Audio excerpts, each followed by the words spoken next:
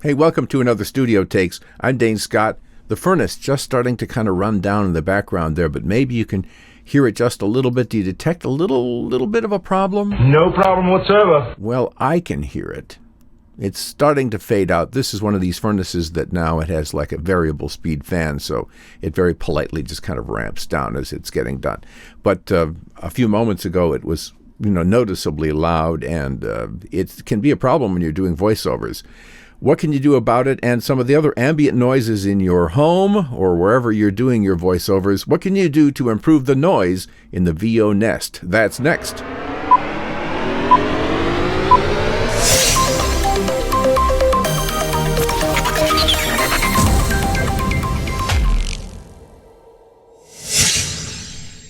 Before we get to anything else, let me say thank you to Johnny Unitas. No, not the football player, the voiceover pro. He does great character voices, and he has stepped into the breach and is doing some reaction cuts for us. Really appreciate that. Welcome to John. Welcome aboard. Good to have him with us today. That was John, by the way, and we'll be hearing more from him and having some fun with that. So as I mentioned today, we're mainly going to be talking about the noise in the studio, the studio nest noise problem. Head slappers, let me mention that real quick. If you go to thegigdoctor.com and then you go to the store page, you'll see the head slappers listed there, or you can just go straight to thegigdoctor.com/head slappers. What are the head slappers?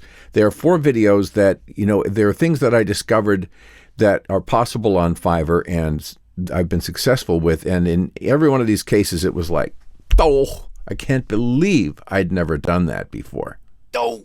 Yeah, exactly. So what you want to do is to check these out because they will make you more money than they cost. They will, absolutely will, and probably serious, considerable extra income, not just like improve the new income that you're getting, but improve even what you're getting paid from the people that you're working with now.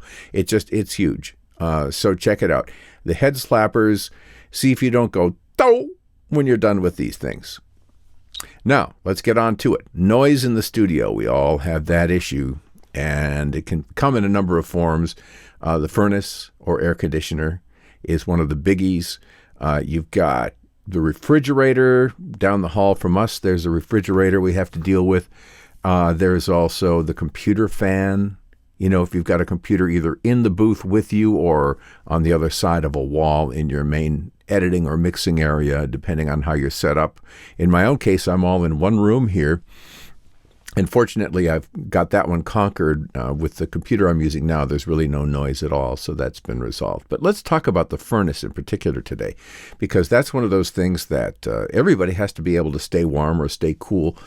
In the 1990s, when I was first doing voiceovers, and I built a studio in the basement, and before I actually had even left the radio station, I was still also working at the radio station. I set myself up down there with a room in just basically boxed off one corner of the basement and made a room for myself down there. And I carpeted 2 of the walls, leaving the opposite walls concrete.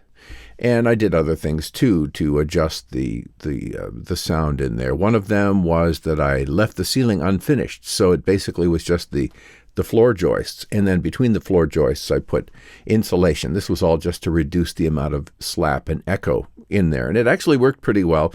It sounded decent, and at that time I was still using dynamic mics for doing my voiceovers, so they were also a little less sensitive to the echo and stuff. They were more directional, and that helped the cause as well. But the other issue in that room was, of course, that it was in the basement. That's where the furnace is. As a matter of fact, the furnace was only, maybe 10 feet away from where I was recording. So what I did was, number one, I built insulated walls, which helped some. At least it was better than uninsulated or unfilled walls. But then beyond that, then I also put a layer over the top of drywall, and then over the top of that carpeting. And then the other thing that I didn't do was to run any heat into the room. There was no heat duct because I did not want the sound of forced air coming in there. So instead, I purchased one of these vertical, thin-looking radiators, electric radiators. It actually was on wheels. You could roll it around. and I plugged it into the wall, and that worked perfectly. I mean, it warmed the room nicely. We really didn't have, we live in northern Wisconsin here, so summers in the basement generally are relatively cool. I didn't really have to worry about air conditioning in there. But, definitely the basement gets cold in the wintertime. So, if you don't have heat running into the room, you got to do something. So in that case, what I did was to just not even run heat ducts into that room. And instead, I just brought an electric space heater in with me, and that did the full job. Now I'm right in the proper of the home, and I took over a spare bedroom in the back room, which is what I use for my studio these days. And I don't have a booth per se. As I mentioned, I'm working just out of a room, and there is forced air heat throughout the entire house, including vents that feed into this room. So what do you do in that case? Well, if I'm doing something that's non-critical, maybe I'm doing some phone work and I know the client and I know what their expectations are and I know about what I can get away with, I might just leave the furnace fan running and just do the voiceovers. But for most of the stuff that I do not want that ambient sound in there from the furnace because it can't all be 100% filtered out. You're going to have a certain amount of it that's just going to be there in the recording. So what I do instead is just to, toddle down the hallway and turn off the furnace, or in the summer, turn off the air conditioning. Just go over there and, flip the switch and power it off. Then I just need to remember, of course, afterwards, I need to go back and turn it back on again. Otherwise, a couple hours go by and then my wife is saying to me, why is it cold in the house? Or why is it getting hot in the house, whichever, summer or winter? And so it's on me to remember to do that. And it just becomes inconvenient. If I'm recording and then I'm not recording and, it's on and off and on and off all day. And especially during the coldest months of the winter, you can't leave the heat off really long. So what do you do? And I just thought to myself, this is very inconvenient. I would like to have some way to control the heat from the room. And so I went and got me one of these. Let me close this out. This is a Nest thermostat. It's just one of, many different brands that are out there. But the Google Nest, I just kind of like its layout. It's got the kind of the traditional circular shape. It's a very simple design. That is the actual thermostat that goes on the wall. And as unclever as I am with such things, I was able to get it wired and installed. So it's not difficult, and I think you can probably handle it if I can. But they're not terribly expensive. You're talking, it's about $150 idea by the time you order that and just, anything else that kind of you need to do along with it. No, it's actually was $130, and I don't think they charge you for shipping, but you're going to pay taxes and let's just call it $150 altogether. Okay. So $150 idea.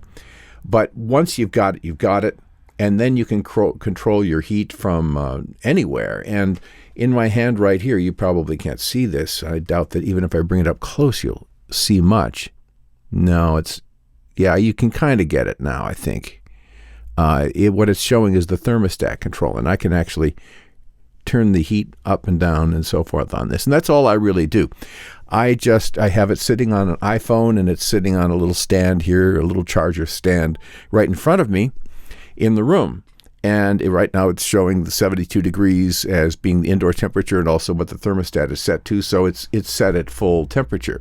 But if I want to do some work, I could toggle it off, but the quickest and easiest for me, actually, there's a little plus and a minus button on it.